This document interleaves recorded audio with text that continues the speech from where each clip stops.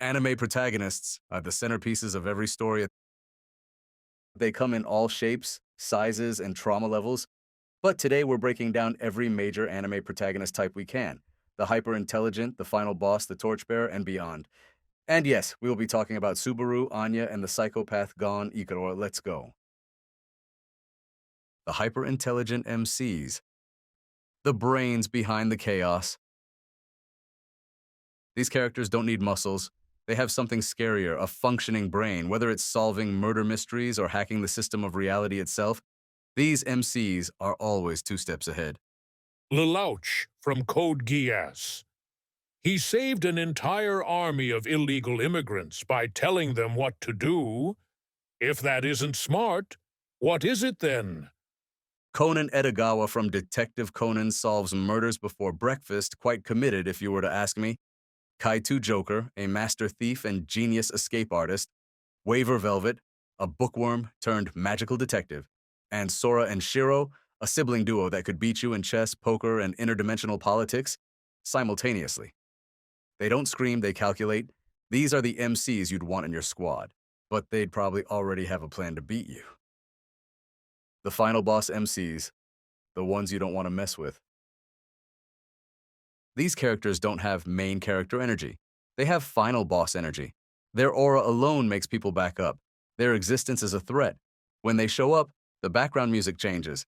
Alucard from Hellsing, basically immortal, unkillable, unstoppable, and definitely terrifying. Ainz Ooal from Overlord. Imagine if the Grim Reaper was also your guild leader. These characters are so OP that they make everyone else look like side quests. They're not just strong, they're the entire plot. The Torchbearers, the ones who carry the legacy. These protagonists didn't choose the hero life, they inherited it. A dream, a burden, a final wish, and sometimes an entire power system. They didn't start the fire, someone passed them the flame. Izuku Midoriya from My Hero Academia inherited All Might's power and all his pressure. Don't gotta mention the trauma. Simon the Digger from Gurren Lagann took Kamina's dream and pierced the heavens with it. Torchbearers are often underdogs at first, but when they rise hard. By the end, they're not just living someone else's dream, they're surpassing it. The realistic and relatable ones, too real to not love. Let's be honest, most anime protagonists are kinda unrealistic, but these MCs, they cry, they break, they doubt, they feel human. Subaru Natsuki from Re:Zero is the blueprint. This man has died more times than we've hit the snooze button and still gets back up. He's realistic, he panics, simps, spirals, relatable, has no OP power except infinite trauma, and a martyr, dies for others like it's Tuesday. If you're not hyped for Season 3, you need to rewatch Re:Zero. Gintoki Sakura from Gintama is in the same ballpark.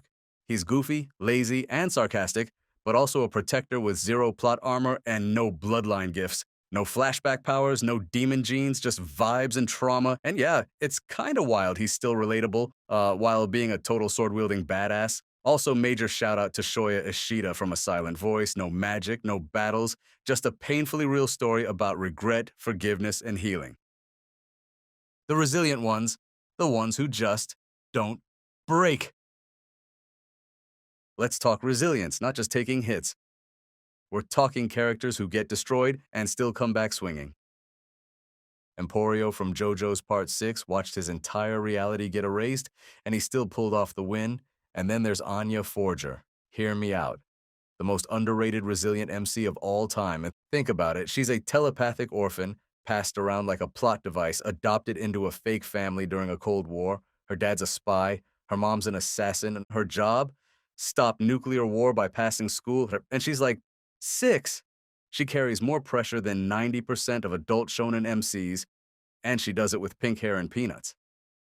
The anti-heroes, manipulators, pacifists, the down bad types, and the morally gray MCs. This is where things get complicated. These aren't your typical heroes. They work in shadows, bend the rules, or just refuse to fight at all. The manipulators, Ayanokoji from Classroom of the Elite. Manipulative, quiet, and low-key. Terrifying. An emotionless brain behind every mind game. These characters don't do justice. They do results. Loid Forger from Spy X Family.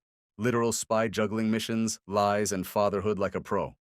Lelouch, a chess master turned terrorist king. A manipulative genius with a martyr complex.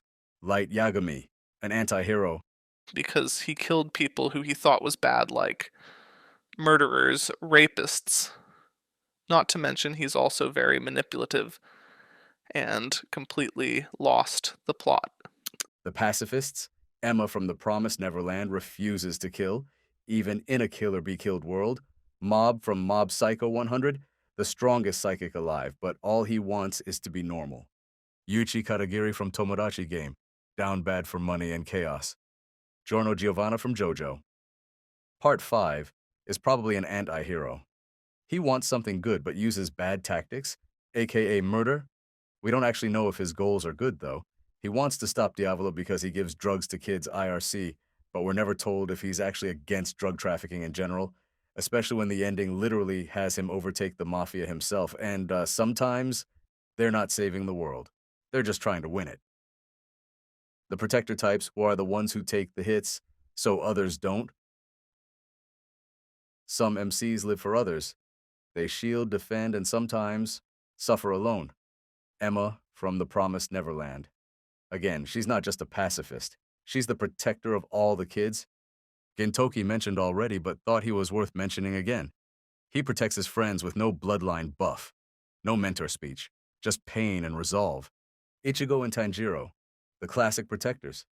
They'll take a sword through the gut as long as you're okay. The psychos, justice until you snap. There's a fine line between passionate on and psychotic. Gone from Hunter X. Hunter crossed it in the Chimera Antarc. That wasn't rage, that was revenge distilled into pure nightmare fuel. Gon starts off as this fun, curious kid. But the moment he lost Kite, this dude went full psycho, eyes dead, voice calm, hair Super Saiyan evil. Gon's revenge mode was so intense, Killua literally feared him. So yeah, Gon should have a whole psychopath category to himself.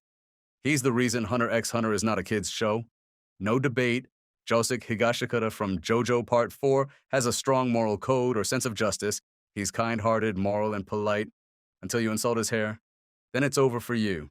These MCs live by a code until you break one rule. Then morals get tossed like filler episodes. Some quick shout-outs. To the self-insert MCs, yes, you, Corito. Chunabu, shout out to Yuta and every 14-year-old who thinks they're cursed with the power of darkness.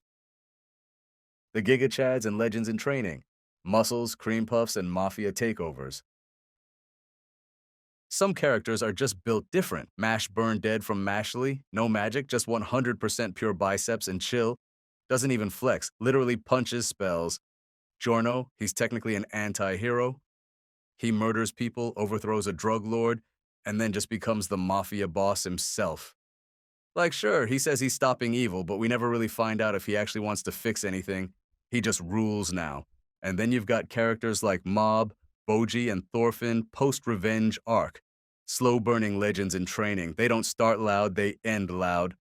And that's every anime protagonist, from hyper-genius detectives to broken martyrs to pink-haired psychic kindergartners trying to stop nuclear war. So, which one are you? Torchbearer, anti-hero? Down bad manipulator? Let me know in the comments, like the video, and subscribe. And don't forget, Subaru Season 3 is on the horizon. Let's go die with him again.